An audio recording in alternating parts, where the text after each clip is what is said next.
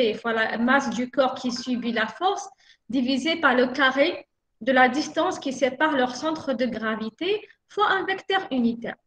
Et donc, on avait défini ce qu'on appelle le vecteur accélération de la gravitation en divisant la force F A sur B, A sur B par le corps qui subit, donc le corps MB. Lorsque vous divisez la force par appliquée sur un corps, sur sa masse, vous trouvez l'accélération, puisque F égale à MA. Donc, on a trouvé l'accélération qui est donnée. Donc, en divisant cette relation, la relation sur MB, on trouve moins G, MA sur R au carré. Donc, l'accélération de pesanteur dépend de la constante G, c'est une constante, dépend de la masse qui applique la force et dépend de la position. D'où cette figure où je vous ai dit, chaque corps de masse grand M crée autour de lui une sorte de perturbation de l'espace. Ça veut dire que tout corps qui va s'approcher de la masse grand M va ressentir ce qu'on appelle un champ gravitationnel. C'est un champ de force. Alors, dès qu'il va se rapprocher, dès qu'un corps étranger il va se rapprocher de la masse grand M, il va ressentir une force qui va l'attirer vers lui. D'où ce qu'on appelle donc le champ de pesanteur. C'est un champ local, ça veut dire qu'il ne dépend que de la position. Lorsque R change, G change. Et il est attiré vers le centre de la Terre parce que c'est une force attractive. Et on avait fait l'application au mouvement des satellites. On avait dit qu'un satellite est soumis à une seule force, c'est la force d'attraction gravitationnelle. Elle l'attire vers la Terre. Et lorsqu'on va donc appliquer la relation fondamentale de la dynamique, somme des forces égale à MA. Donc, la force appliquée sur le satellite est égale à la masse du satellite fois l'accélération. On a dit comme le mouvement d'un satellite est un mouvement circulaire uniforme, le module de la vitesse est constant, donc l'accélération tangentielle est nulle. Donc, il vous reste uniquement l'accélération normale qui est V au carré sur R.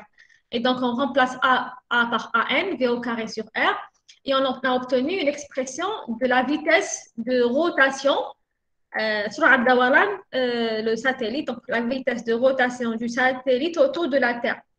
Et en exprimant la distance, petit r entre le satellite et les centres de la Terre par la somme de RT, et RT, c'est le rayon de la Terre, plus H à l'altitude. Donc, on a trouvé là une relation entre V, la vitesse, et l'altitude. La masse de la Terre est une constante, le rayon de la Terre est une constante. Donc, si je change l'altitude du satellite, je dois changer la vitesse. Et donc, si je dois garder, pour que le satellite se maintienne en orbite, l'orbite Terre, donc ça veut dire H constant. L'altitude doit rester constante, ça veut dire que je dois garder sa vitesse constante. C'est ça la condition pour qu'un satellite reste en orbite. On a vu le cas du satellite géostationnaire. On a la particularité, le satellite géostationnaire, c'est que la période de rotation, sa période de rotation autour de la Terre, c'est 24 heures. Il tourne en même temps que la Terre tourne autour d'elle-même. Et donc, on a relié la vitesse linéaire V à la vitesse angulaire oméga. Vitesse linéaire V égale le rayon de l'orbite, donc le rayon du cercle, fois la vitesse angulaire. Et on a remplacé la vitesse angulaire par 2π sur t. On a dit que c'est un mouvement périodique, haraka dawriya. Donc, la relation entre la période t et la vitesse angulaire, c'est oméga égale à 2π sur t. Et on a sorti une relation entre l'altitude et la période. Et on a trouvé une altitude. On a dit, donc, tous les satellites géostationnaires. Quels sont les satellites géostationnaires qui sont positionnés autour de la Terre? Ils sont tous positionnés à cette altitude. Ils ne peuvent pas être positionnés ailleurs, sinon ils ne seraient pas géostationnaires, sinon la période aurait changé. Donc, une seule altitude pour tous les satellites géostationnaires. Et si je fixe H, ça veut dire que je fixe V. Je fixe l'altitude, ça veut dire que je fixe la vitesse. Ils ont tous la même vitesse, c'est 3,1 km par seconde. Alors ça, j'ai rappelé ce qu'on a fait la dernière fois. Aujourd'hui, on va voir une autre force, qu'on appelle la force du poids. Dites-moi, est-ce que la force du poids est différente de la force gravitationnelle?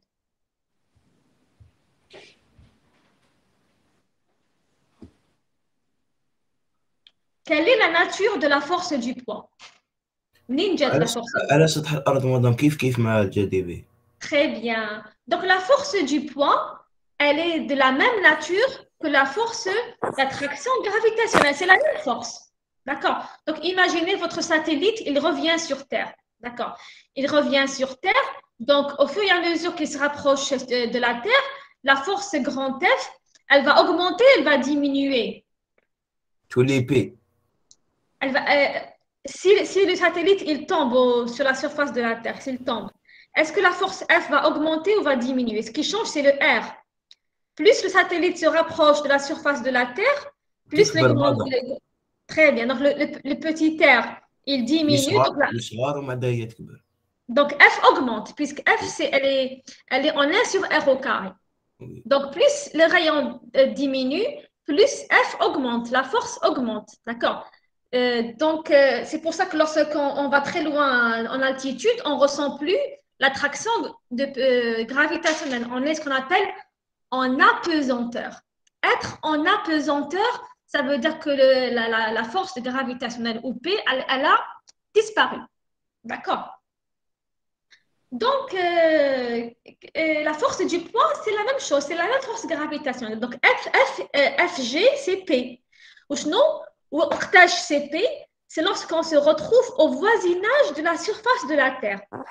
Ça veut dire que l'altitude H est très faible devant le rayon de la Terre.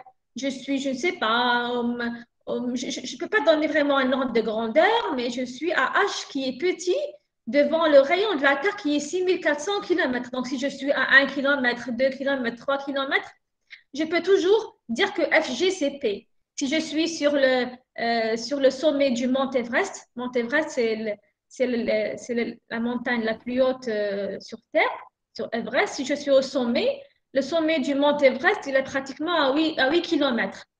Donc, si je suis encore à l'altitude 8 km, je peux dire que je suis encore au poids, ce que Mazel a P égale à Fg. Alors, c'est quoi la particularité de le poids? Donc, le poids, c'est Fg. D'accord. Il suffit juste que je remplace petit r par quoi? La distance qui sépare la masse, l'objet du centre de la Terre à quoi? RT. Très bien. On va supposer que l'altitude égale à 0. D'accord, puisque petit r, c'est. Regardez, puisque le rayon grand R, j'aurais dû mettre petit r.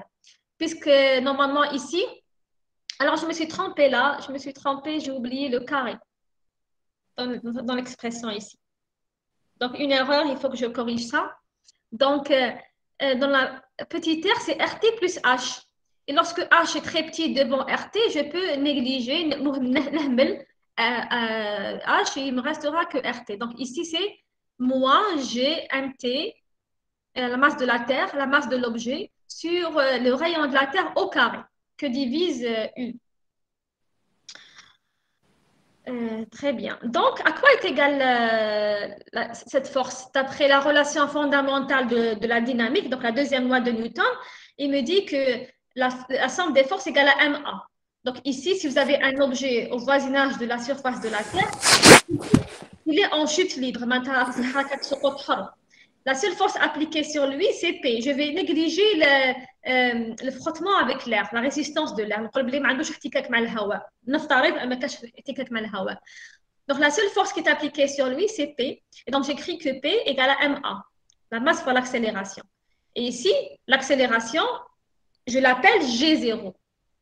Et si je fais l'identification, là, il y a la petite m, la petite m, il y a les G0, c'est l'accélération, c'est égal à moins G mt sur RT au carré. Je répète ici, c'est RT au carré fois U. Donc, cette expression-là, c'est l'expression de ce qu'on appelle l'accélération de pesanteur. C'est la même chose que l'accélération gravitationnelle, donc petit r égale à RT. Donc, alors si vous vous amusez, si vous prenez par exemple, vous faites une application numérique, vous prenez grand G, on a la valeur de grand G, alors elle est là, la valeur de grand G. Alors G, c'est 6,67 puissance moins 11 newton mètre carré par kilogramme au carré. Si vous le multipliez par la masse de la Terre qui est égale à 5,972 puissance 24, si vous divisez par le carré du rayon de la Terre, donc 6400 km au carré, vous allez trouver l'accélération G qui est autour de 10, au voisinage de 10.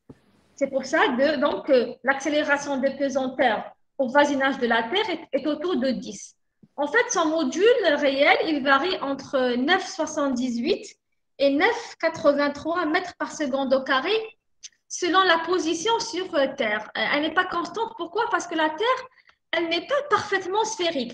Ou quand je كروية, elle est parfaitement sphérique. Quand je vraiment parfaitement.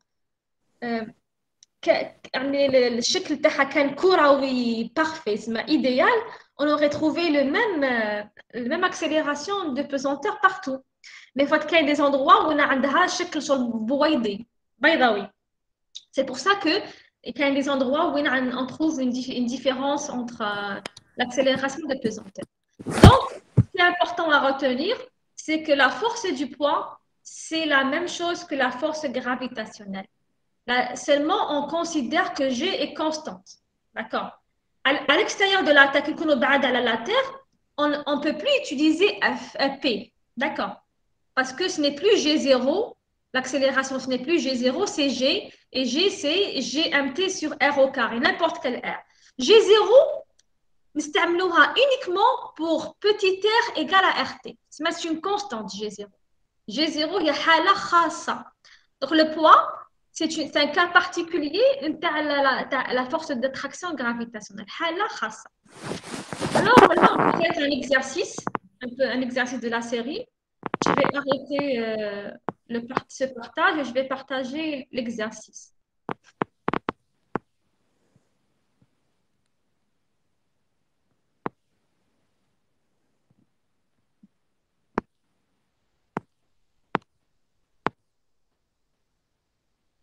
Où est l'exercice?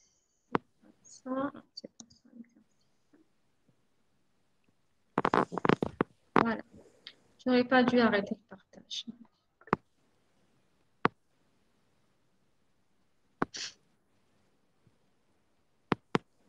Lorsque vous verrez la page exercice 4, vous me dites, d'accord.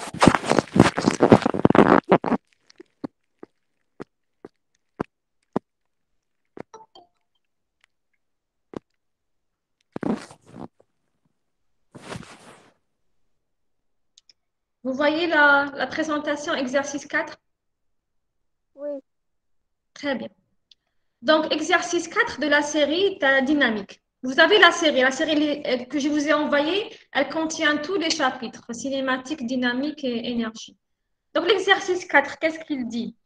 Il dit, donner l'expression de la force d'attraction entre un corps de masse petit m et la Terre de masse grand M, en fonction de la distance petit r qui sépare ce corps au centre de la Terre et la constante de la gravitation universelle grand G.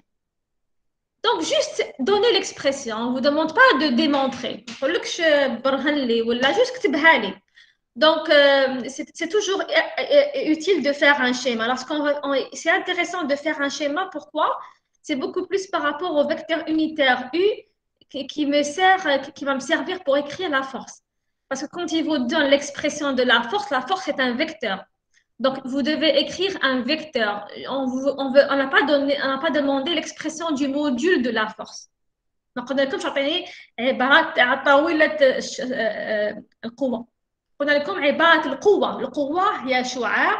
donc il faut donner une formule qui vous donne une expression, donc une formule علاقة شعاعية. Donc ما بين الشعاع والشعاع الوحدة. Donc on va définir je fais ce dessin, on a dit une force d'attraction entre un corps de masse petit m, par exemple un satellite, et la Terre de masse grand M. Donc, j'ai schématisé la Terre ici, grand M. Le centre de la Terre, c'est O. Et donc, la distance qui sépare les deux, c'est petit r. C'est ce qu'ils m'ont dit. Alors, pour donner l'expression de Fg, c'est ça l'expression de Fg. Il y a toujours un signe moins. Le signe moins en physique signifie que la force est attractive. les forces, les vecteurs force qui ont un signe moins veut dire que la force est attractive. Ceux qui ont un signe plus, ça veut dire que la force est répulsive.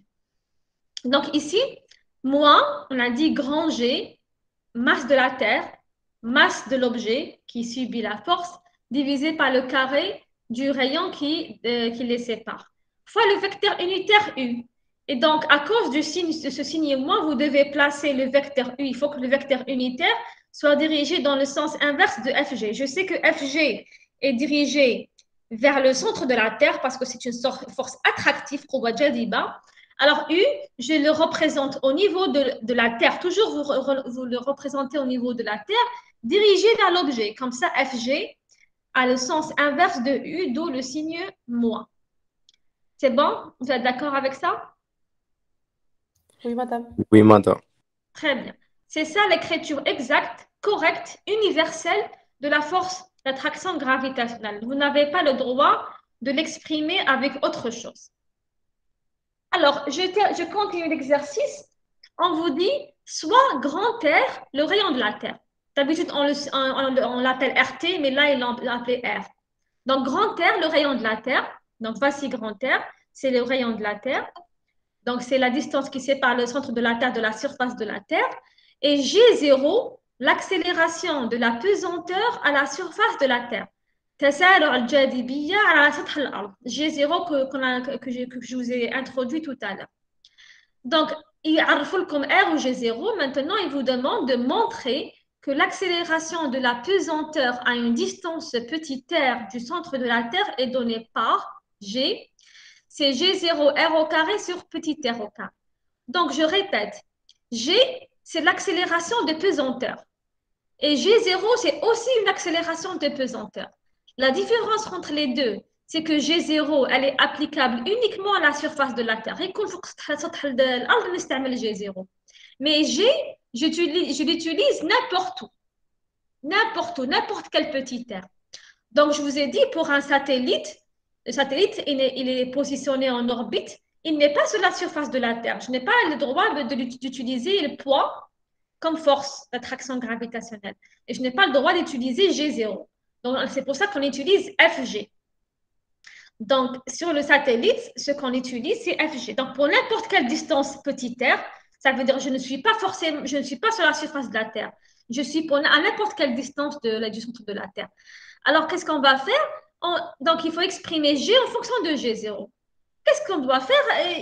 Regardez, en physique, vous ne devez pas commencer à réfléchir avant. Vous ne réfléchissez pas avant de résoudre l'exercice.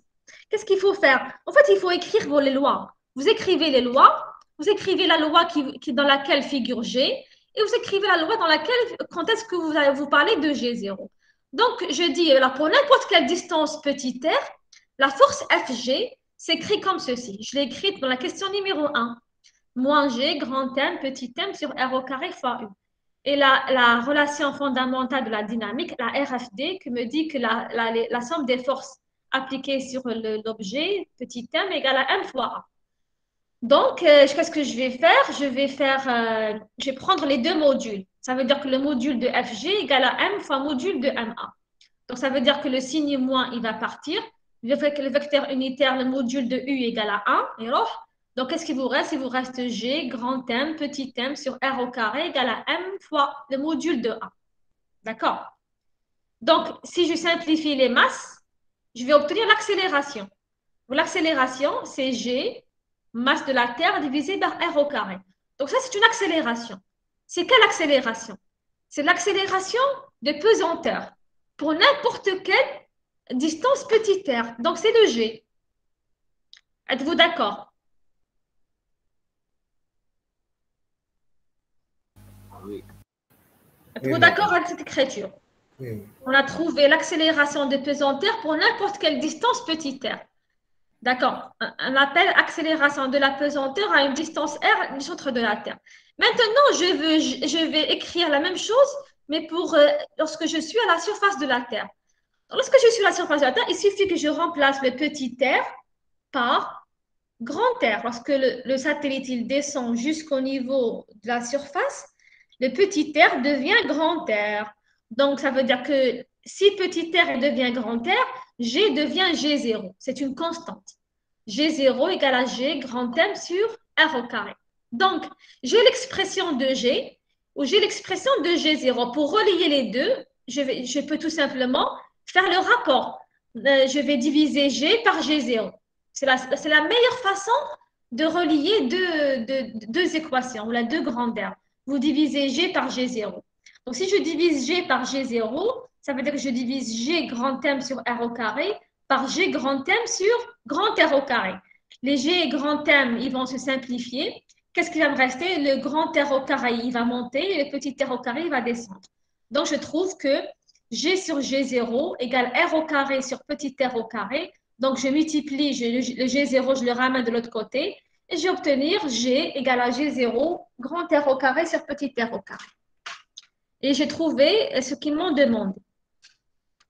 C'est la relation, l'avantage Taha, c'est quoi? Son avantage, c'est que connaissant G0, je peux avoir un ordre de grandeur. Je vais dire G0 égale à 10 mètres par seconde au carré. Alors, le rayon de la Terre, je le connais. Donc, il suffit que, par exemple, je veux à une distance R égale à 20 km. J'ai 20 km. Ça ne peut pas être 20 km. Parce que le rayon de la Terre, il est 6400 km. Donc, 6400, on dit de 1000 km à 7400 km. Donc, si petit r égale à 7400 km, je peux trouver G. Ça veut dire, l'avantage de cette relation, c'est que je ne suis pas obligée d'apprendre par cœur G et grand M. Si je ne connais pas par cœur G ou grand M, je ne sais la constante G, je ne sais la masse de la Terre.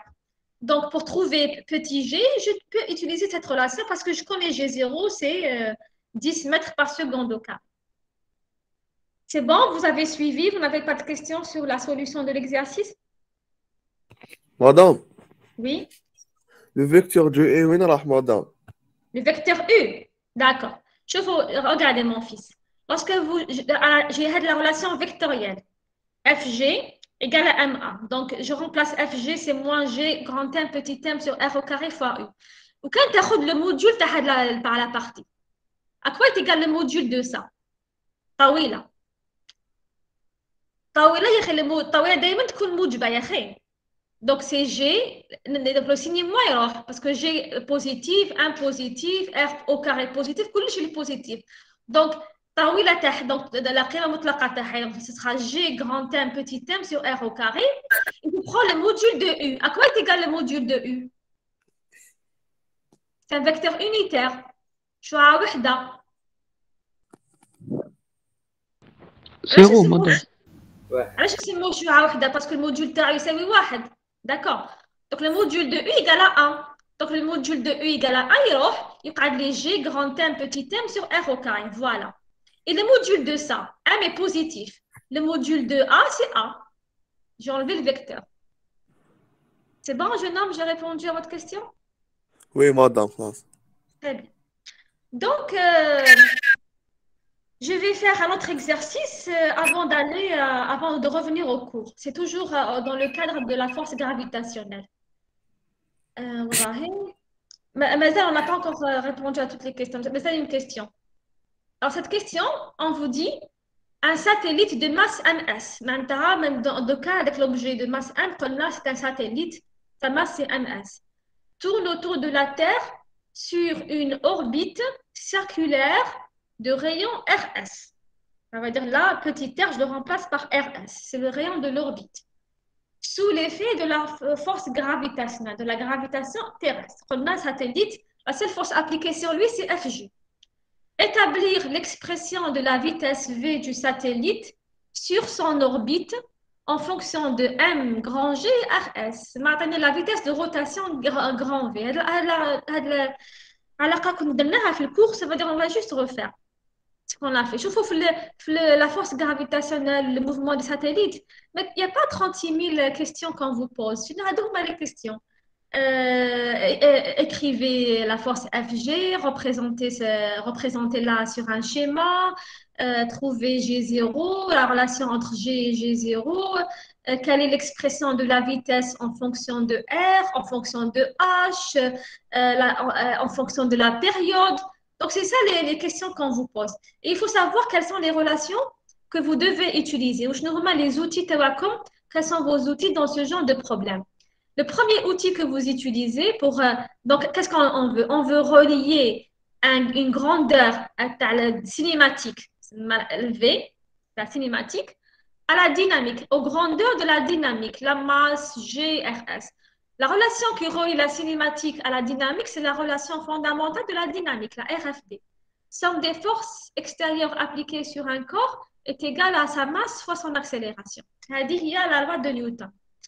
Donc je vais utiliser, donc j'applique somme des forces égale à ms fois A. On a dit la seule force appliquée sur ms, c'est Fj. Donc Fg, j'écris son expression, moins G, masse de la Terre, masse du satellite divisé par le rayon de l'orbite au carré, qui est la distance qui sépare le satellite du centre de la Terre, fois le vecteur unitaire U. Donc, la F est égale à quoi? C'est la masse du satellite fois son accélération. Donc, kiff, comme tout à l'heure, je vais prendre les modules des deux côtés. Alors, le module de ça, il me reste uniquement G grand M, ms sur RS au carré, et fois ms fois A. J'ai pris les modules des deux côtés. La masse du satellite se simplifie. Je trouve l'expression de l'accélération. Donc, qui est G, le petit G de tout à l'heure. C'est la même chose. C'est la même chose. Le petit G de tout à l'heure, c'est l'accélération. Donc, A égale à G grand M sur RS au carré. Mais je n'ai pas utilisé le symbole petit g à l'èche parce que je veux relier l'accélération à V, c'est ça, parce que je veux V. Donc, je l'ai laissé sous sa forme A, G. Donc, A égale à G grand M sur RS au carré. Maintenant, qu'est-ce qu'on a dit? On a dit que, donc, comment maintenant faire sortir la vitesse? Ça veut dire, il faut que je trouve une relation entre la vitesse et l'accélération. Comme on a dit en cours, on a dit les satellites ont tous un mouvement circulaire uniforme.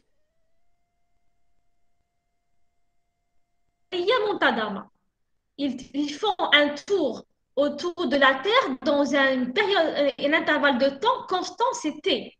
كامل يديروا حركه دورانيه والدور تاع الحركه مازال اللي يديروا فيه حركه دوره كامله هو la période T. Donc, on a dit que la vitesse de rotation, ils ont un module constant. La vitesse a un module constant. Donc, l'accélération tangentielle AT est égale à 0 parce que AT, c'est la dérivée du module de V. Module de V constant, AT égale à 0. Alors qu'on a la seule accélération qui vous reste, c'est l'accélération normale. Donc, AM, c'est V au carré sur RS. Je m'arrête là. Est-ce que vous avez des questions à propos de cette partie-là?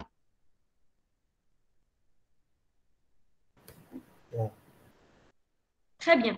Donc, on fait les mouvements circulaires, mais les composantes cartésiennes de l'accélération. Ce n'est pas intéressant d'utiliser le AX, le AY. Ce n'est pas du tout intéressant. Parce que, comment dire, je n'ai pas un système d'axe OX, OY qui sont clairs. Donc, ce qu'on utilise, on utilise les composantes intrinsèques. Et donc, AT et AM. Donc, on utilise AX, AY, on utilise AT, AM. Alors, ici, donc AT égale à 0, il ne resterait que le AN. Et le AN égale à V au carré, qui est constant, puisque le module de V est constant, divisé par le rayon du cercle qui est RS. Donc, tout ce que j'ai à faire maintenant, c'est remplacer V au carré sur R dans l'expression de l'accélération. Et je vais donc tirer le carré du RS, il va simplifier avec R. Donc, j'ai V au carré sur GM sur RS. Et donc, V, c'est la racine de GM sur RS. Donc, remarquez que la vitesse du satellite est égale à une constante, parce que GM, c'est des constantes, la masse de la Terre constante, G constante, divisée par la racine de RS. Donc, plus le rayon est grand, plus V est petit. C'est ce que je vous ai dit la dernière fois. Le satellite plus je dois le rapprocher de la Terre, plus son altitude est petite, plus il doit tourner rapidement. Donc, les satellites que vous voyez dans la nuit, dans le ciel, qui tournent, c'est les points lumineux, qui tournent très vite, ce sont des satellites qui sont positionnés à faible orbite, à faible altitude. Ils sont très, très proches de la surface de la Terre. Ceux qui sont loin, ils tournent avec une vitesse plus faible. Avez-vous compris jusqu'ici? Donc, on n'a rien fait de spécial. Appliqué dans la relation fondamentale de la dynamique, كتبنا la formule de la force gravitationnelle وكتبنا que l'accélération c'est AN, il n'y a pas de AT. Et on a trouvé une relation entre V et RS. Madame, Ok? Oui? pourquoi il n'y a pas d'AT? Rappelez-moi, je nomme la définition tarif de AT. Parce que je vous Accélération ai tangentielle. tangentielle, oui. C'est la dérivée du module de la vitesse par rapport au temps. Très bien. La dérivée du module de la vitesse. Comment est le module de la vitesse pour un mouvement circulaire uniforme, qui est le cas ici? Madame, Constant. madame, Constant. madame, je m'excuse. Oui. Il y a des gens qui peuvent pas rentrer à la réunion. Est-ce que vous pouvez vérifier les demandes? Mademoiselle Kotlek, j'ai l'accès est automatique. En principe, je n'ai même pas accepté. Allez, chauffeur. Là, mais demandé, bon, Balek, parce que je viens de les voir, il vient de rentrer. Balek, parce que je n'étais pas sur la fenêtre. Balek, quand je ne suis pas sur la fenêtre de Google Meet, il faut que je reste. لازم Il faut que تكوني je في ne لا peux pas فenêtre rester sur la باش fenêtre. تاكسبتا. Je peux pas aller tout le temps sur la fenêtre. Je dois aller sur la présentation. Ben, il faut que tout le monde se connecte au début du cours, là, parce que là, c'est des retards. J'ai fait le cours à 8h30 pour que tout le monde puisse se connecter. Alors, oui, c'est bon, ok. Donc, jeune homme, qu'on a AT, c'est la dérivée du module de V. Puisque الحركة دائرية منتظمة علاش parce que la vitesse est constante. Le module de la vitesse est constant. نقولوا الدائرة il parcourt un tour complet dans une période T qui est constante. Par exemple, il dit un tour complet dans 12 heures ou là dans 18 heures. La vitesse est constante. Le module تاعها il est constant.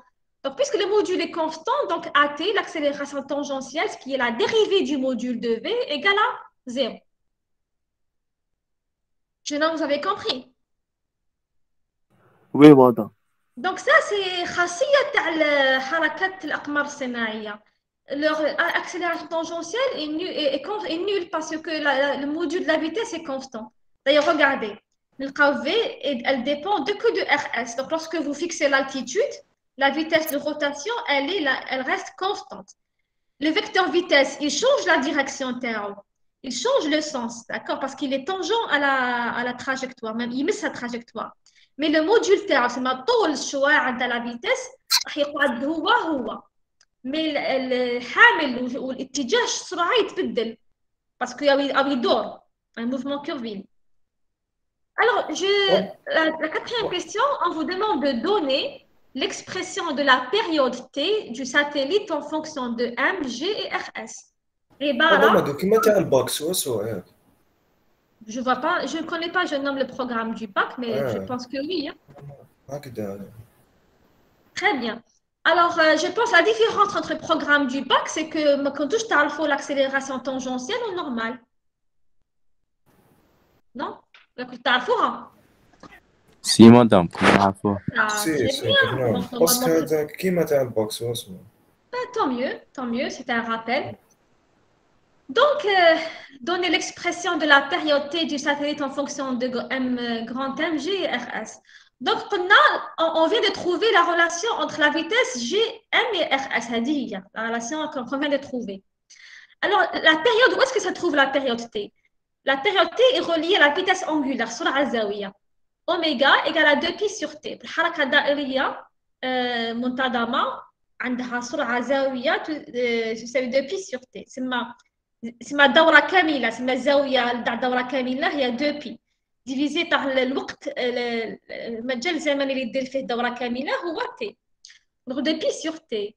Et j'ai la relation entre quoi? Entre la vitesse linéaire V et la vitesse angulaire. Toujours la vitesse linéaire, c'est le rayon du cercle, donc RS, fois la vitesse angulaire. هذه علاقات نتعرفوها تحفظوها هاد علاقات. Oméga égale à 2pi sur T. V égale à R fois oméga, c'est تحفظوهم. Donc tout ce que j'ai à faire, c'est remplacer un grand V par RS et oméga par 2pi sur T. Voilà. Donc V égale RS 2pi sur T. Et là, qu'est-ce que je vais faire? Donc, je vais donc tirer T. T égale à 2pi 2 pi RS sur grand V. Donc, et grand V, c'est la racine de GM sur RS au carré. Donc, j'ai tout remplacé ici. Donc, je vais avoir T, la période, c'est 2 pi RS fois racine de RS sur GM. D'accord. Alors, je peux faire rentrer ce petit RS qui est là, je peux le faire rentrer dans la racine. Quand il rentre dans la racine, il devient R au carré. Donc, R au carré fois R, c'est R au cube. Donc, voici la relation finale qui vous donne la période T en fonction de RS. Ça veut dire, si on vous dit quelle est la période de rotation d'un satellite qui est positionné à 10 000 km de la Terre. Donc, vous remplacez RS par 10 000 km au cube divisé par GM, racine, fois 2 pi, vous trouvez la période. Donc, combien de temps il met pour faire un tour complet? C'est bon, vous avez compris? Oui, madame. Très bien. Donc, je passe à l'exercice suivant. L'exercice suivant, c'est... voilà.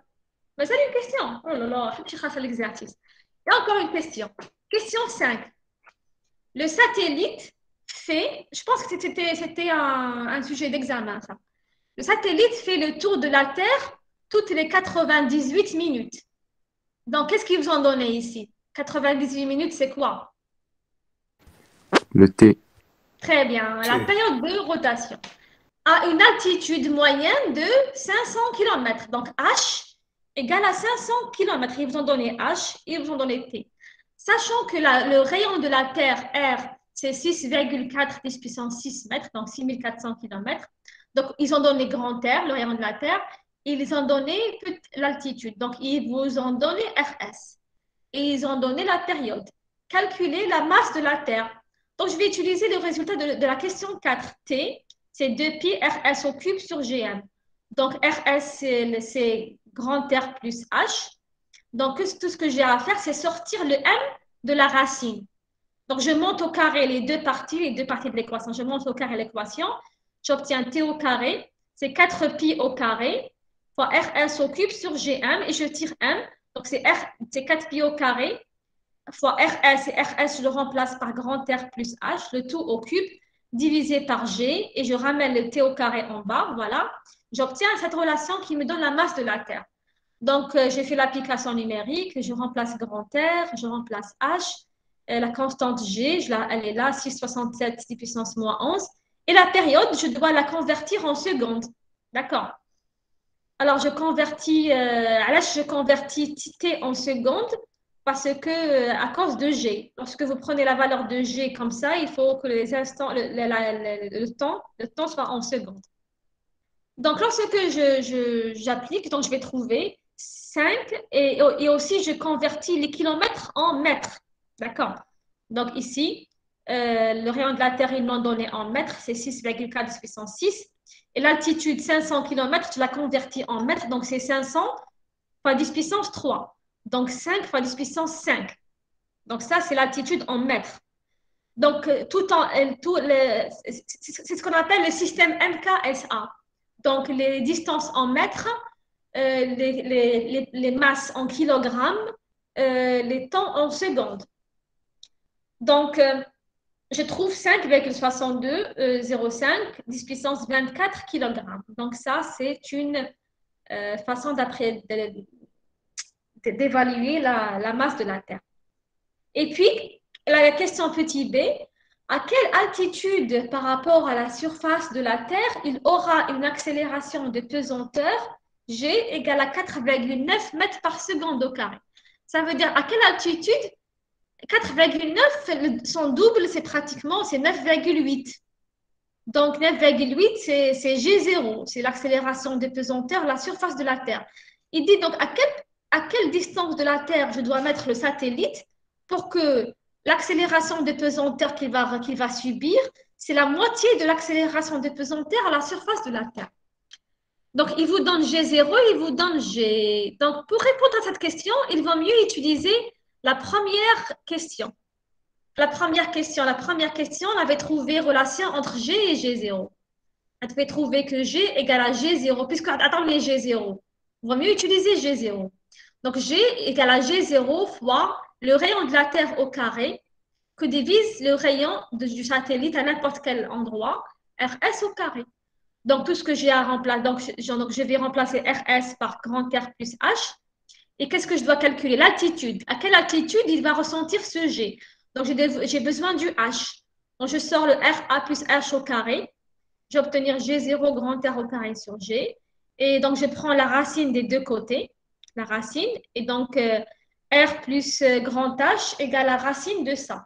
Et donc, H égale la racine de G sur G0. La racine de R au carré, c'est R. Et le grand R il va venir de ce côté, il va devenir moins R. Et je peux faire sortir le grand R en facteur. Qu'est-ce qu'il me reste? Il me reste racine de G0 sur G moins 1. Et tout ce que je fais faire, c'est l'application numérique. Le rayon de la Terre, je le remplace, 6,4 10 puissance 6. G0, c'est 9,81. Et GARS, c'est 4,9. Et je trouve une altitude de 9,05 10 puissance 6 mètres. Ça veut dire c'est 9050 km. Non, non, non, non. Oui, c'est 9050 km. Donc, il faut le positionner à 9050 km pour avoir une accélération de pesanteur qui est la moitié de celle qu'on va ressentir à la surface de la Terre. Donc, regardez, ce sont tous les relations qu'on a obtenues qu'on utilise. Une fois, il vous demande l'altitude, une fois, il vous demande la vitesse, une fois, il vous demande G. Tout dépend qu'est-ce qu'on vous demande et tout ce qu'il faut retenir, c'est comment retrouver ça. Les relations fondamentales. Vous avez des questions?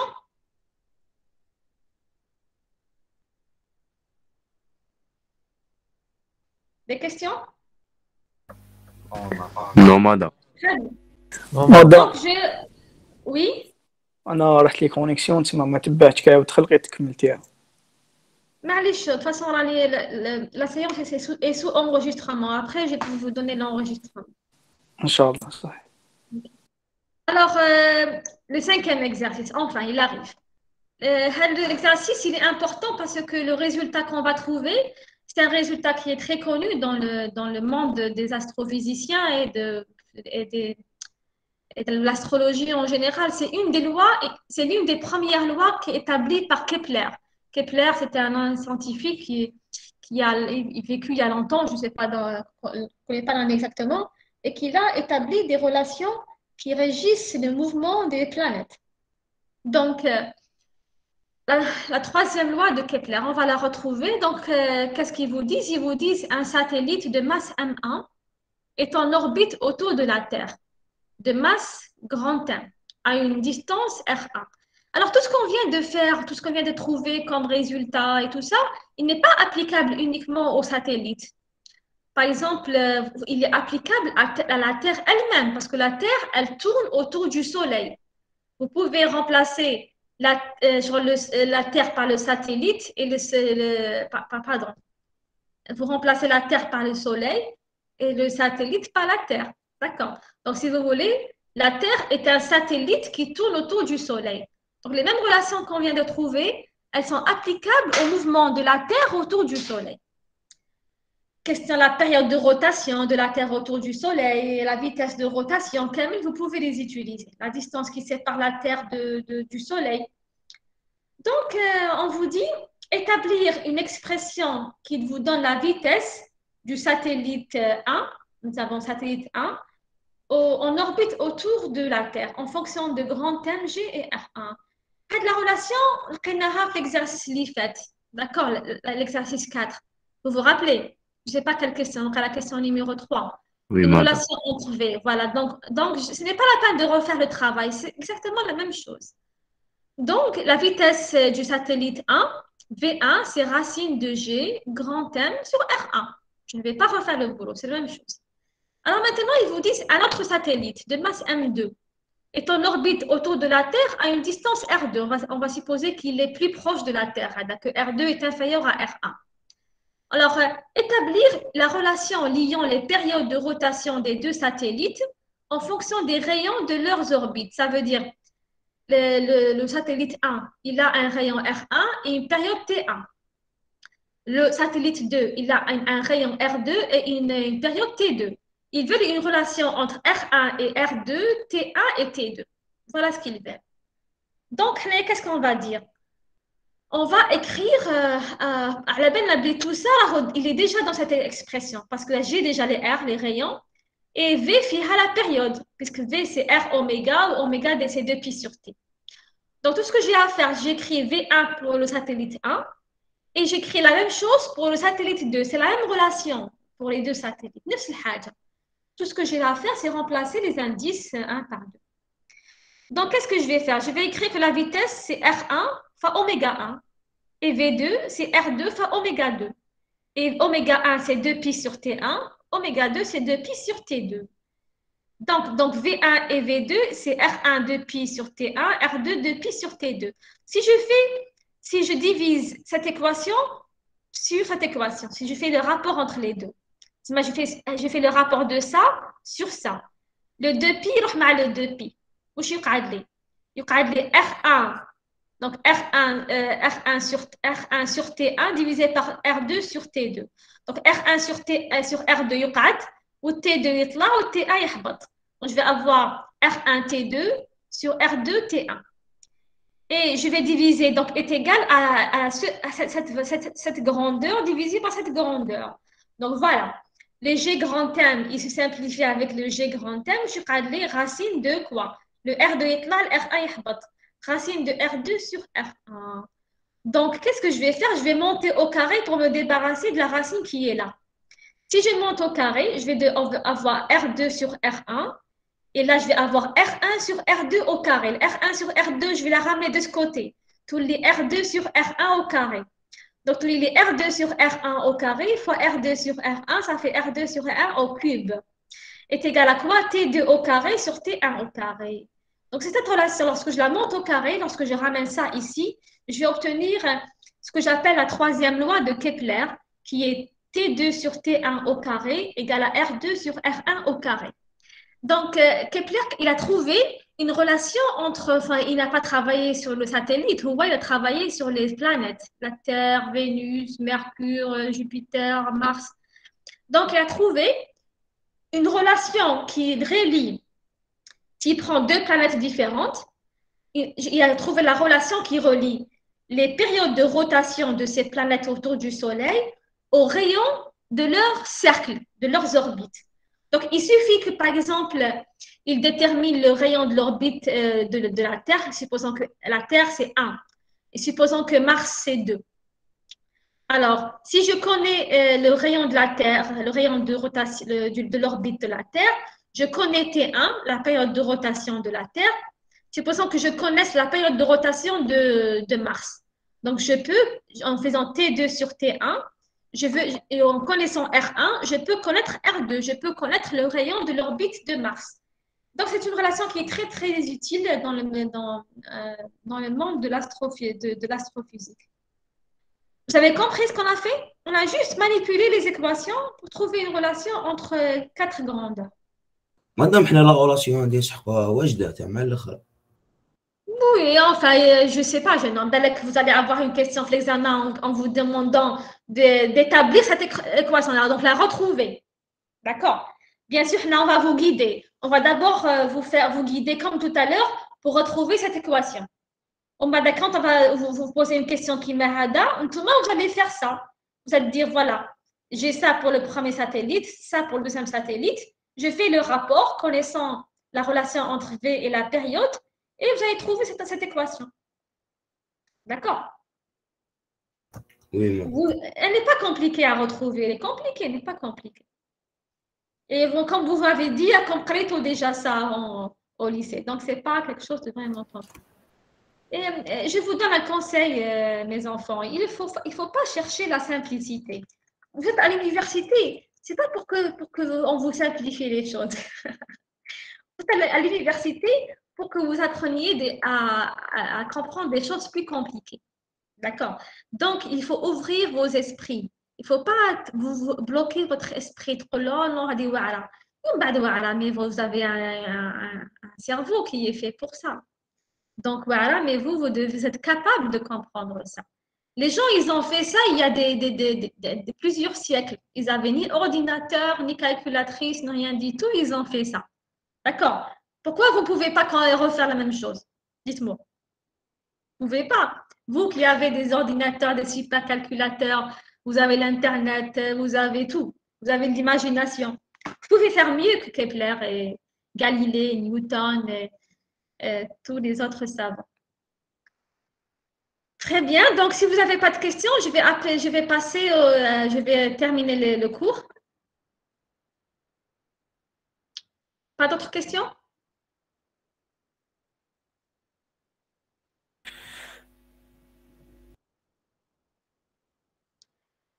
Alors, je vais passer sur notre représentation.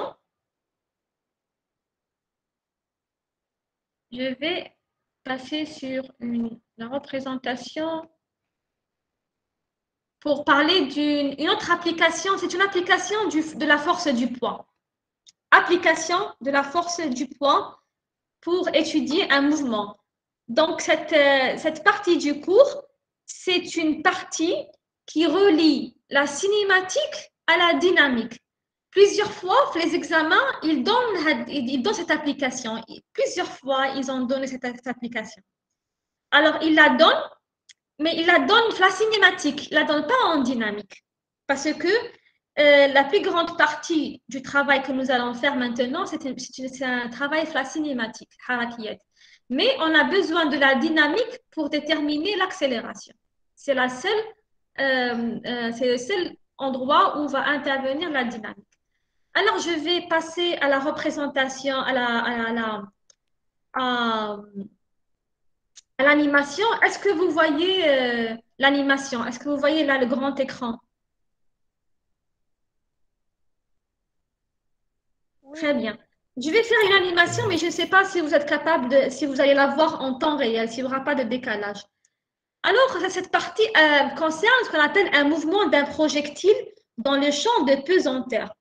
Harakat qadifa fi haql al-jadibiyya. Harakat qadifa, c'est comme, vous voyez quelqu'un qui joue au golf. Vous connaissez le jeu, le golf.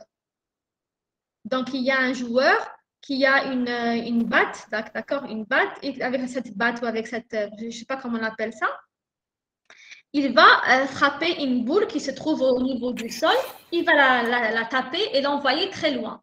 Alors, imaginez le mouvement. Donc, qu'est-ce qu'il va y avoir? Donc, il va donner une vitesse initiale à la balle. D'accord? Donc, il va lui donner une vitesse initiale, donc il va l'envoyer dans ce mouvement. Est-ce que vous voyez l'animation là?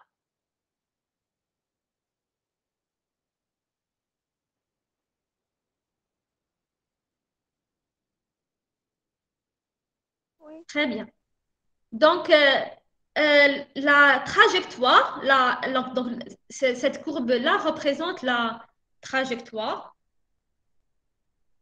Donc là, on voit la trajectoire. C'est une parabole. Est-ce que vous voyez le point lumineux là, le point laser que je suis en train de manipuler? Non. Vous ne voyez pas le point laser? Oui, ça c'est... Oh, Tu fauches. Non, madame. Oui, moi, je sais pas. c'est ça l'inconvénient de le PowerPoint. Mais est-ce que vous voyez la souris, là, la flèche de la souris? Ah, Tu vois la flèche de la souris? ما تبان تاني. Non, madame. Oui. Bon, je vais essayer de m'en passer parce que c'est important l'animation ici. Alors, qu'est-ce qu'on a? On a dit qu'on a un mouvement d'un projectile. Donc, comme tu vois le massar, c'est une parabole. Alors, je vais essayer d'étudier ce mouvement la cinématique, le harakia. Donc, la première chose que je vais faire, donc, je vais parler je vais essayer de trouver l'accélération de ce mouvement. Alors, c'est pour ça, pour trouver l'accélération, qu'est-ce que je vais dire? Je vais appliquer la relation fondamentale de la dynamique. Qu'est-ce qu'elle dit, la relation fondamentale de la dynamique? Elle dit que Elle dit que quoi? Elle dit que la somme des forces égale à MA, n'est-ce pas? Alors, lorsqu'il est en train de se déplacer, la boule, lorsqu'elle est en train de se déplacer, lorsqu'elle est en mouvement, elle est soumise à quelle force?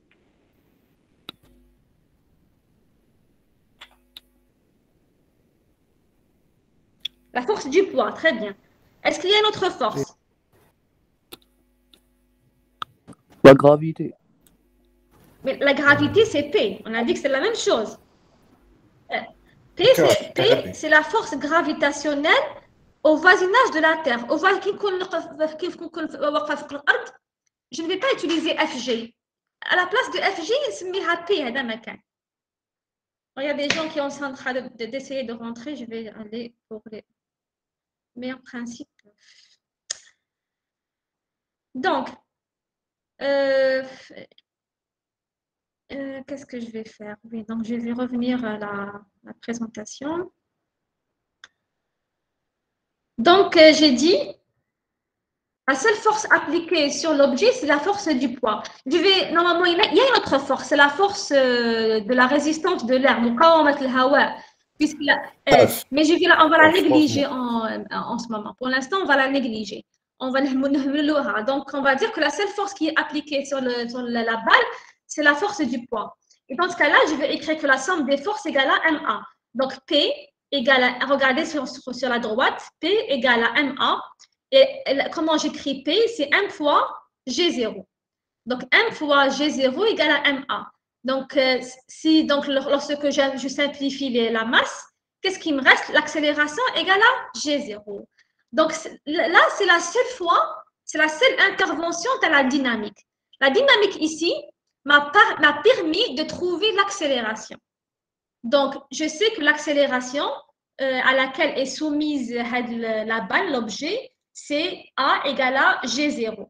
Maintenant, G0, je sais comment le tracer. Regardez, G0, il est vertical, dirigé vers le bas, puisqu'il a la même direction essence que la force gravitationnelle, n'est-ce pas? Êtes-vous d'accord avec moi? Oui. Très bien. G0, il est FG. FG est dirigé vers le centre de la Terre, donc G0 aussi.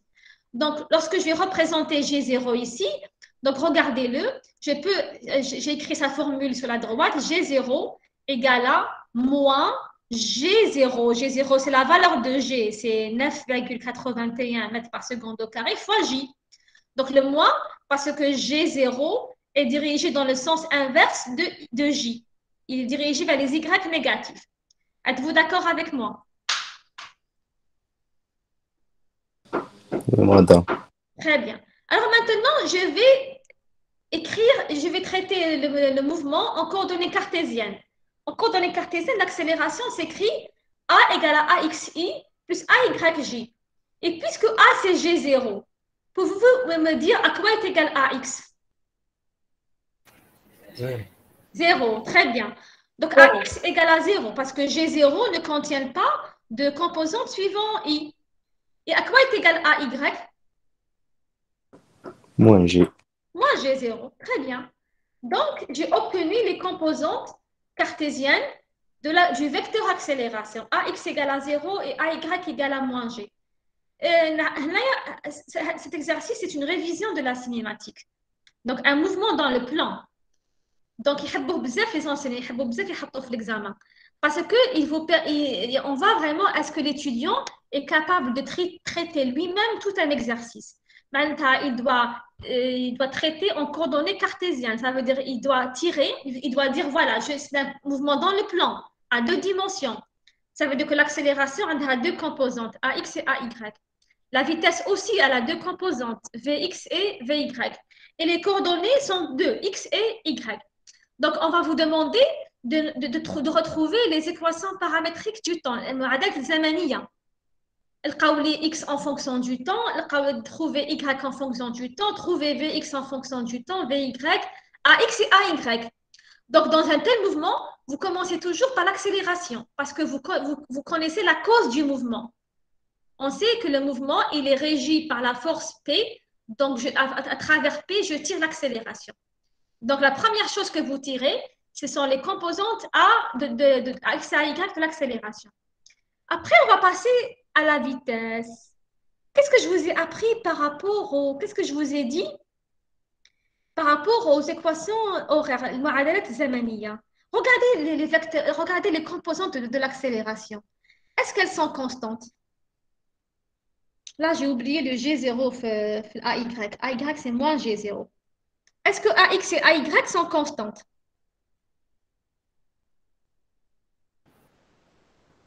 لا لا ماضي. AX égale à 0. AX, il est constant ou pas? Elles sont constantes. AY, c'est moins G0. À quoi c'est égal que 0? Lorsque vous êtes à la surface de la Terre, G0, c'est 9,81. En tout cas, à Alger, en Algérie, G0, c'est 9,81 mètres par seconde au carré, n'est-ce pas? Elle est constante. Très bien. Donc, AX et AY, ils sont constants. On est sur la surface de la Terre. Alors, qu'est-ce que je vous ai dit? Lorsque l'accélération ou la composante de l'accélération est constante, quelles sont les équations horaires que vous pouvez utiliser en coordonnées cartésiennes? Alors, on va commencer pour X.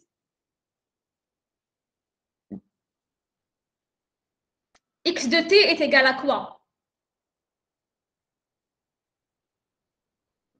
Si AX est constante, X de t est égal à quoi? Je vous avais dit, il faut les apprendre par cœur. On ne vous demande pas de démontrer.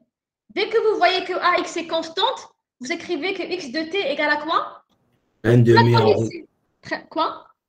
1 demi à X fois T. Voilà. Voilà. L'équation générale, c'est juste par rapport à ce que vous avez appris au lycée. Au lieu de mettre T, vous remplacez T par quoi? Par T moins T0. C'est ça l'équation générale. Donc, 1 demi de AX fois T moins T0. Au carré plus oui, plus V x0 fois t très moins bien. t0 plus x0. Plus Très bien. X0. Très bien. Vous voyez, vous les avez tout en tête. Alors, dès que vous voyez AX est constante, vous avez le droit d'utiliser cette formule. Alors, dans cette pareil pour Y. AY est constante, j'utilise la formule Y de T égale à 1 demi de AY fois T moins T0 au carré plus VY0 fois T moins T0 plus égal à 0. Vous voyez les formules là que je viens de monter?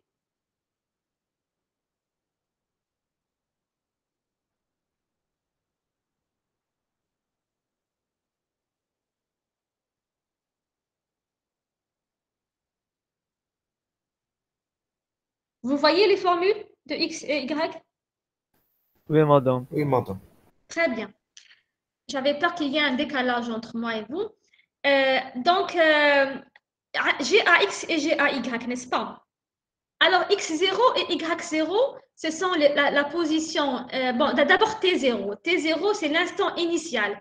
Je vais supposer qu'à T0, c'est le moment où le joueur, par exemple, il a tapé la balle. Donc, 0 secondes. Je vais prendre l'instant initial, c'est 0 secondes. Je commence à compter le temps à partir du début du mouvement. Donc, T0, je vais prendre égal à 0. X0, c'est la position initiale. Alors, je vais positionner l'origine de mes axes, donc O, l'origine du repère, O, à l'endroit où la balle a été lancée. Ça veut dire, à quoi est égal X0 et Y0? 0, madame.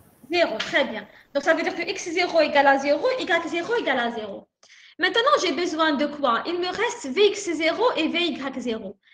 Alors, Vx0 et Vy0, ce sont les composantes du vecteur vitesse initiale. Maintenant, AT égale à 0. Alors, comment je vais l'obtenir? Ils vont venir regarder le dessin, regarder V0, le vecteur V0, le vecteur vitesse initiale. Pourquoi je l'ai dessiné comme ça? Pourquoi j'ai dessiné comme ça le vecteur V0? Donnez-moi la propriété du vecteur V0. Comment je dois dessiner le vecteur vitesse par rapport à la trajectoire?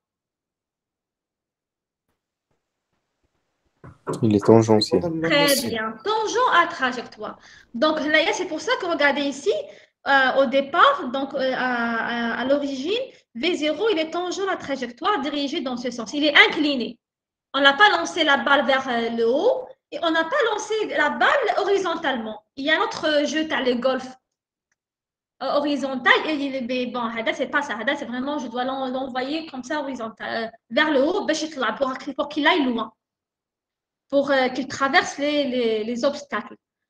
Très bien. Donc, comment je trouve donc Vx0, c'est la composante x de V. Et Vy0, c'est la composante y de V0. Donc, pour trouver Vx0, j'ai besoin de l'angle θ. Θ, c'est l'angle que fait V0 avec l'axe OX. Alors, regardez, si je projette V0 sur OX, je trouve Vx0, plutôt V0x. Et si je projette perpendiculairement l'isqat à V0 sur l'axe des Y, j'obtiens V0y. Alors, je vais écrire cosinus θ. À quoi est égal cosinus θ? Cos θ, c'est Vx0 mujawar divisé par le watr, donc qui est V0. Êtes-vous d'accord? Oui. Et sinus θ, هو المقابل هو Vy0 divisé par V0. Êtes-vous d'accord? Donc, je déduis de ça, puisque V0, normalement, je la connais. En fait, dans ce genre de mouvement, généralement, on connaît V0 et on connaît θ. Les joueurs professionnels dans le golf, vous croyez qu'ils n'ont pas fait des mathématiques ou la physique? La physique, c'est bien sûr. Il y a beaucoup d'argent, des millions de dollars dans le jeu, dans les compétitions. Donc, la personne, il a fait des calculs en physique. Donc, il peut contrôler l'angle d'éjection, l'angle que fait V0 par rapport à OX. Il contrôle aussi la vitesse. D'accord? Il a fait plusieurs tirs. Il a fait des milliers de tirs, d'essais, d'exercices.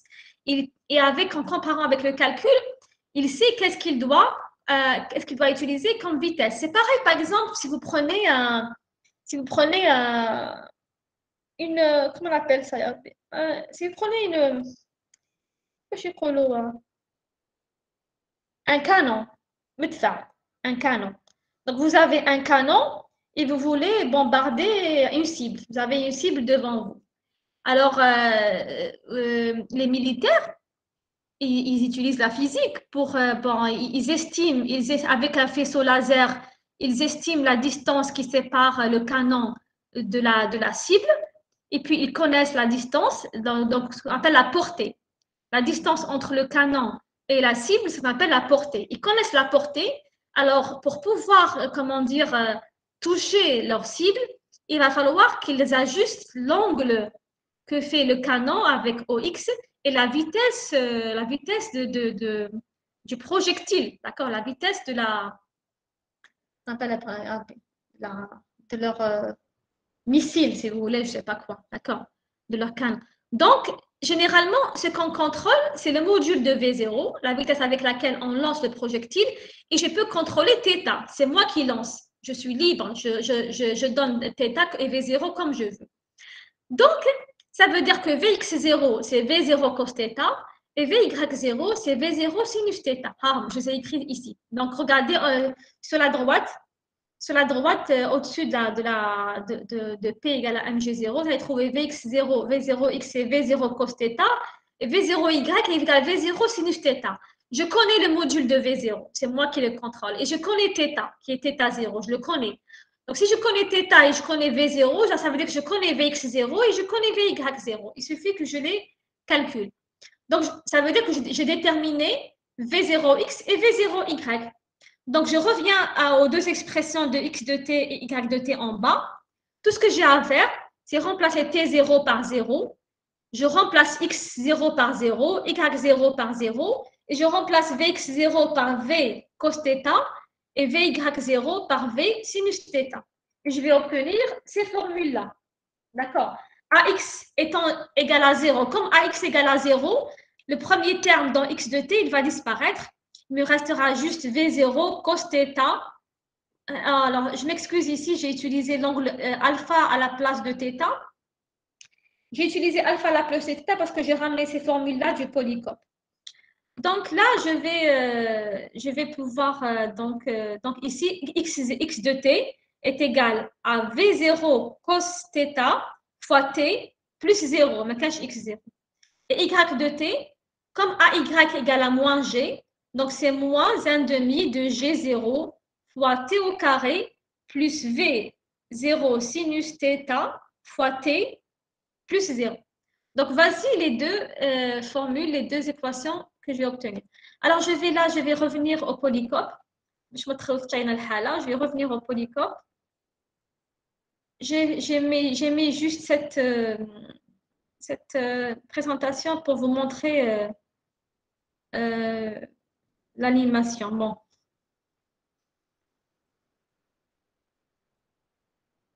Polycope.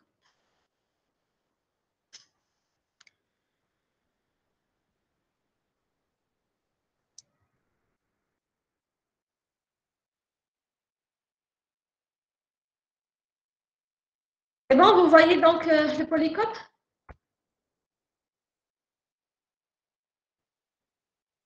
Oui. Très bien. Donc, je reviens. Dans le polycope, je représentais la force du poids. Donc, on a dit que le poids, c'est mg. Et donc, c'est ma. Donc, l'accélération, c'est g0. Donc, ax égale à 0, ay, c'est moins g0. Ça veut dire que je peux directement utiliser les équations que je vous ai données en cinématique. Donc, on trouve, donc voici les deux équations, x de t et y de t. Lorsque je remplace x0 égale à 0, y0 égale à 0, t0 égale à 0, ax égale à 0, ay c'est moins g0. Et c'est pareil pour vx, vxy, vy ou vx. Je vais aller plus loin là dans le cours. Je vais revenir en arrière dans le cours, la cinématique, pour vous rappeler ces expressions-là.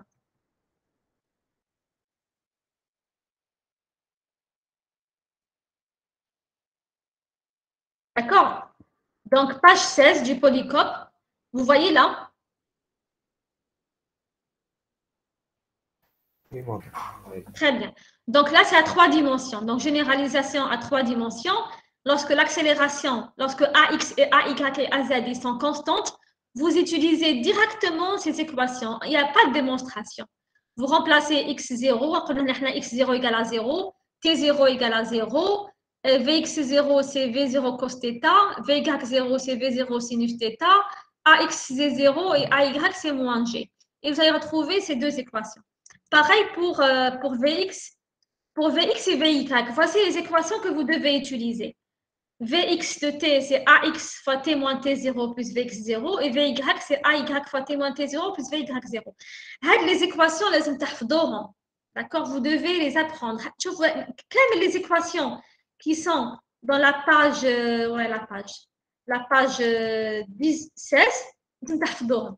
elles sont, d'accord? Les équations 2,23 et 2,24, regardez, elles sont applicables si les composantes de l'accélération sont constantes, directement. Donc, les équations Vx ou Vy, donc maintenant, je vais remplacer Ax égale à 0. Ax égale à 0, donc Vx égale à quoi? C'est V0 cos θ. Et Ay, c'est moins G, donc moins G fois T plus V0 sinus θ.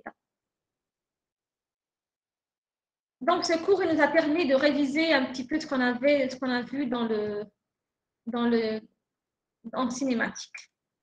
Très bien. Donc, maintenant, qu'est-ce qu'on a? On a les équations qui nous donnent les équations horaires, les composantes de V, Vx, Vy, ou on a x de t, ou on a x de y. Maintenant, qu'est-ce que je veux obtenir? Il peut vous poser une question. Trouver l'équation de la trajectoire. Est-ce que quelqu'un peut me rappeler comment on retrouve l'équation de la trajectoire? Et c'est quoi l'équation de la trajectoire? معادلة المسار. وشنو هي؟ معادلة تربط وشنو؟ نخرجوا من الاكس تي ونعوضوها في الاكس. Très bien. Très bien. Il faut relation entre x et y sans que le temps ne rentre dans l'équation. Très bien. Donc, ce qu'on va faire, si je veux relier x et y en éliminant t, donc je vais sortir l'équation de x, je vais sortir t. Donc, c'est x sur v0 cos alpha. Le polycope, c'est alpha, c'est pas θ. Et je vais le remplacer dans y.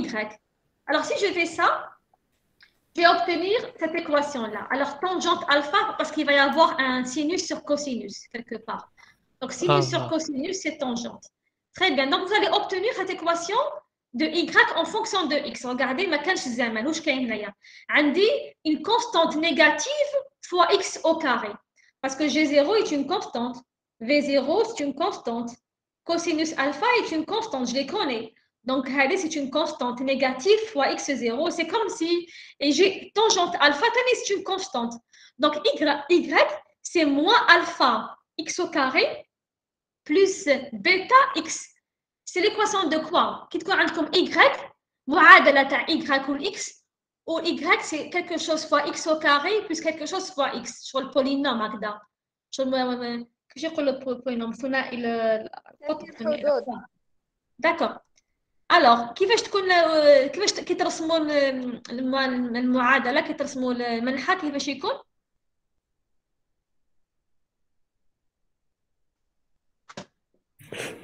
Aussi, madame. ماشي aussi وكان جات c'est une parabole. D'accord. C'est une parabole. D'où شوفوا هنايا voici le مثال sur la figure 3.6. Le مثال c'est une parabole قطع مكافئ. D'accord. Donc, si vous dessinez, vous allez retrouver ça. Donc, on retrouve la trajectoire parabolique du projectile. كامل الحركات القاذفة كامل عندهم une trajectoire parabolique.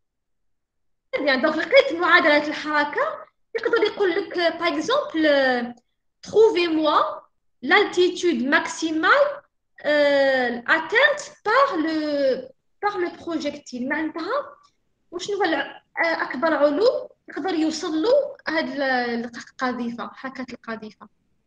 Alors, احنا عندنا les équations تاعنا عندنا Vx de t, Vy de t, عندنا x وعندنا y. تما y max نجبدها من quelle équation? Quelle équation qui va me permettre de trouver y max?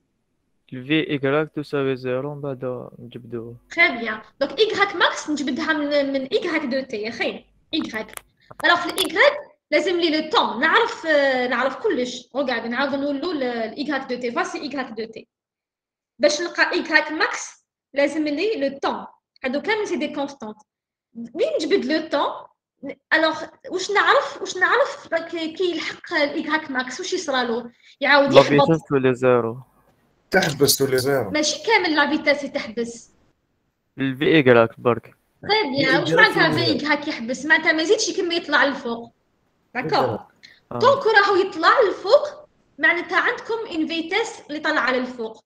وطونك راهو يافونسي فيغ لافون معناتها راهو عنده في اكس. داكور. هاد لو موفمون ان تو بوين كاين في اكس وكاين في اي. وشنو في لالتيتود ماكسيمال في الاي ماكس ما زادش طلع للفوق. تماك في هذاك لو بوين الفي اي ولا يساوي صفر. D'accord. Donc, ça veut dire pour y max, عندي Vy égale à 0. Donc, nous allons Vy, donc l'équation de Vy, je vais remplacer Vy qui s'appelle 0. Et je vais tirer le temps. Donc, lorsque je tire le temps, c'est T'. Donc, T', c'est donc donc V0 sinus alpha divisé par G0. Et je le remplace dans l'équation de Y. D'accord. Donc, je le remplace dans l'équation de y de t, je remplace t', je vais trouver y max. Voilà.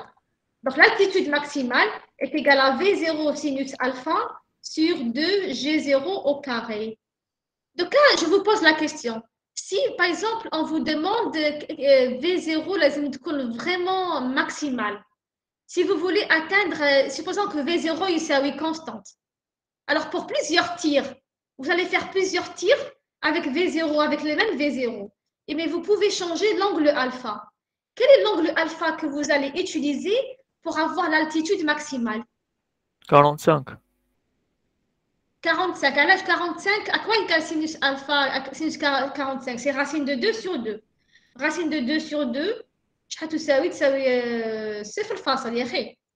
باش يكون Y max. Si V0 constant ou G0 constant, لازم sinus alpha يكون maximal.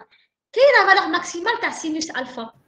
واحد ألفا شحال يساوي؟ سين درجة زيرو تماك كما؟ كيولي زيرو كيكون ثاني تما النمبر كيولي زيرو كما؟ سينوس parle du sinus 90 نورمالمون 90 درجة بي سور 2 parce que sinus تيكون بي زيرو. سور 2 هو يساوي واحد très bien واحد ماشي très زيرو bien donc لازم ترموها vers vraiment il faut tirer vers le haut d'accord imaginez donc un canon qui tire à 90 degrés donc il est dirigé vers le haut c'est là où vous allez atteindre l'altitude maximale alors maintenant l'autre question qu'on peut vous poser par exemple le joueur de golf qu'est-ce que je dois faire pour maximiser la portée c'est même باش نبعث la balle تاعي le plus loin possible donc il va calculer la portée maximale x max il va voir de quoi elle dépend alors comment je vais calculer x max معناتها le point d'arrivée où la balle va heurter le sol تعاودوا لي le sol Y تساوي 0 très bien c'est y يساوي صفر donc انا عندي مقبل لقيت معادله المسار هذه هي l'équation de la trajectoire donc elle relie x à y très bien donc il suffit que je mette y égale à 0 نلقى معادله من الدرجه الثانيه في x n'est-ce pas donc معادله من الدرجه الثانيه x je peux sortir le x en facteur quand نخرج x en facteur يقعد لي moins g0 fois ça x plus tangente alpha donc عندها حلين soit x يساوي صفر soit ce qu'il y a à l'intérieur de la parenthèse يساوي صفر alors x يساوي صفر واش معناتها x يساوي صفر معناتها c'est le point de départ n'est-ce pas le point de départ effectivement عندنا y يساوي صفر الثاني donc على نلقى حلين les deux sont physiques بصح le premier il correspond au point de départ et le deuxième correspond au point d'arrivée alors la deuxième solution vous allez trouver que x max égale à v0 au carré sinus 2 alpha l'âge de alpha parce que quelque part 2 fois sinus alpha cosinus alpha ou 2 fois sinus alpha cosinus alpha ou sinus 2 alpha voilà sur g0 donc là la portée maximale pour le joueur de golf pour qu'il puisse supposons qu'il a une vitesse pour maximiser x max باش maximiser la portée باش يبعثها le plus loin possible bien sûr هو V0 السرعة الابتدائية ça dépend de la force elle dépend de la force de ses muscles يعني d'accord donc bien sûr هو c'est un être humain عنده قدرة محدودة donc عنده un V0 limite qui ne peut pas dépasser la غالب plus il a de grands muscles plus la vitesse initiale يقدر يبعدها يكبرها mais bien sûr il a un maximum qu'il ne peut pas atteindre donc supposons que pour le maximum de vitesse V0 qu'il peut donner quel est l'angle alpha qu'il doit fixer pour que x max soit maximal. Alors, il faut que sinus 45 sinus de alpha égale très bien. Là, très bien. 45 degrés. 2 fois 45, c'est 90. Et sinus 90, c'est 1. C'est le maximum. Très bien. Donc, le 45 degrés, il vous garantit la portée maximale de votre projectile. Très bien. Donc, maintenant, tout ce qu'il faut savoir, c'est le mouvement des projectiles. C'est tous les types de questions qu'on peut vous poser sur ça. Donc, je répète, vous commencez par la dynamique. La dynamique, c'est l'accélération. P égale à MA et A égale à G0. Donc, on a comme AX ou comme AY. On a AX égale à 0, AY, c'est moins G0. Vous remarquez que les composantes de A sont constantes. Donc, vous pouvez utiliser les équations paramétriques qu'on vous a données en cinématique. Vous remplacez T0 par 0, X0, Y0 par 0, Vx0 c'est V0 cos alpha, Vy0 c'est V0 sinus alpha, et vous avez obtenu معادلة زمنية. باش تلقاو la trajectoire, vous tirez T de X, vous remplacez dans Y. باش تلقاو l'altitude maximale, vous dites que Vy doit être égal à 0, تجبدوا le temps, vous le remplacez dans Y, تلقاو Y maximal.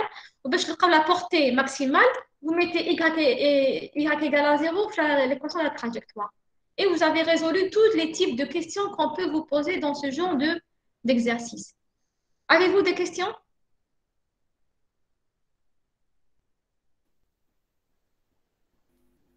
Non. Madame, Oui. AY égale à moins G0, madame. Pardon, vous pouvez répéter, s'il vous plaît? AY égale à moins G0. Oui. Oui. علاش؟ Vous n'avez pas compris علاش A égale تساوي moins G0. Oui, madame. Très bien. Est-ce que فهمت علاش حقيقة لنا A, l'accélération c'est G0?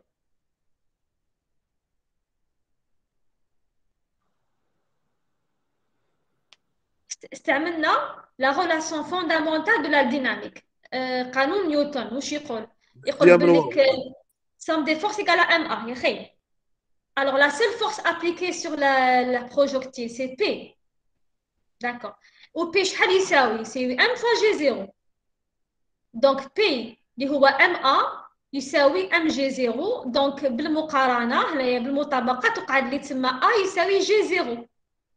Donc l'accélération l'objet c'est G0.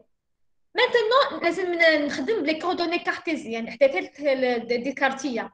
Alors لازم نكتب كامل الأشعة بدلالة E ou J en fonction de E ou J. Alors je vais écrire G0 en fonction de E et J. اكتب لي G0 اسقط G0 على l'axe des X واش تلقى؟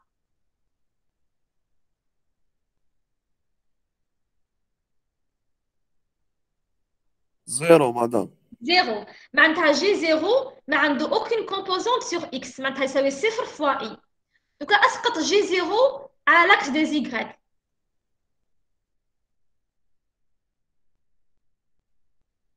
Moins G0. Moins G0, d'accord.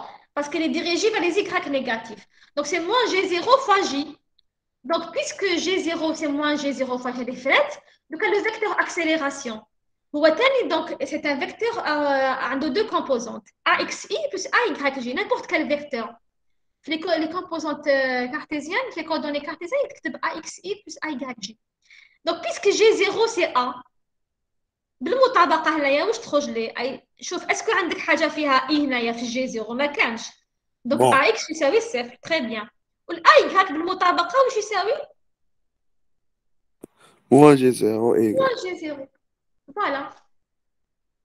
دونك قلت لكم سي اونيكمون لا كو انترفيان لا ديناميك في هذا ليكزارسيس جوست باش لقينا الا اكس والا اي والباقي كملنا كلش بالسينيماتيك. C'est bon? Vous avez compris, jeune homme? Avez-vous d'autres questions?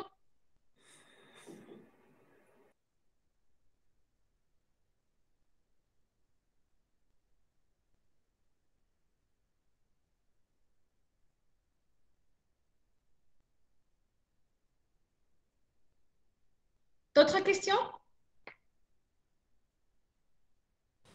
Non, madame. Normalement, là, là. Très, très bien. Alors, je vais, donc on va arrêter c'est la fin du cours d'aujourd'hui. La prochaine fois, Inch'Allah, donc c'est le présentiel. Donc, rendez-vous mercredi avec les groupes 3 et 4 et jeudi pour les groupes 1 et 2. Et s'il vous plaît, on ne peut pas à chaque fois faire le présentiel. Moi, le présentiel, je vous rappelle ce qu'on a fait à distance. Je ne vais pas pouvoir vous faire un rappel à l'âge parce que la prochaine fois, on va attaquer, je vais arrêter la présentation d'abord. Je vais arrêter l'enregistrement.